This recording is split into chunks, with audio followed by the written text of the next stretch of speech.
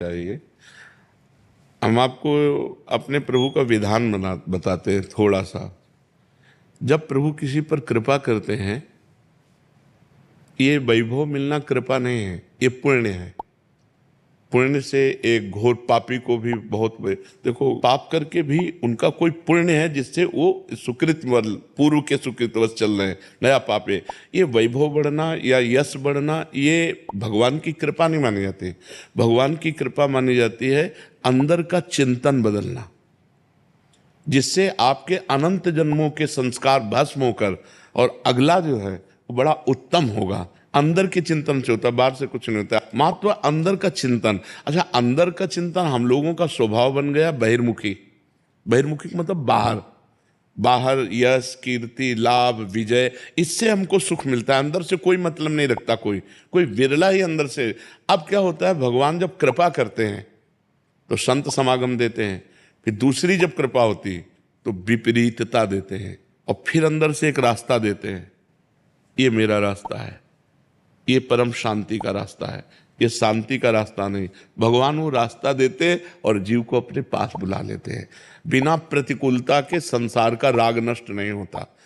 किसी को भी वैराग्य होता है तो संसार की प्रतिकूलता देखकर वैराग्य होता है। सब कुछ हमारे अनुकूल है तो हम आनंदित होकर उसका भोग करते हैं।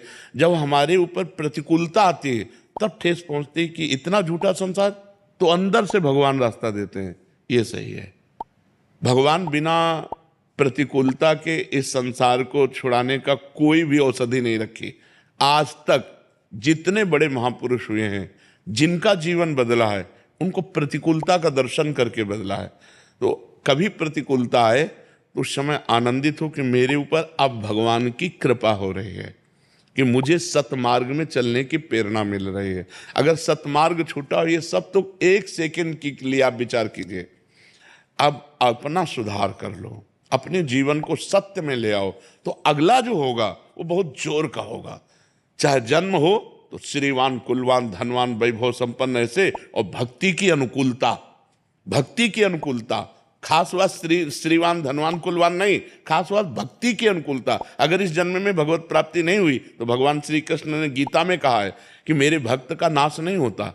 मैं कुलवान धनवान श्रीवानों के कुल में जन्म देता हूं और फिर पुनः भक्ति का माहौल देता हूं, और पूर्व का जो भजन छूटा हुआ हो वहीं से उसको। अब बिल्कुल ऐसे ही रहो जैसे रह रहे हो, बिल्कुल संसारिक बन करके रहो, लेकिन अंदर का चिंतन आपका बदल जाए। अंदर के चिंतन में आपकी यश की भावना न रह जाए, अंदर के चिंतन में आपको धन बढ़ाने की भावना न रह जाए, अंदर का चिंतन हो जाए प्रभु बहुत जन्म व्यतीत हो गए,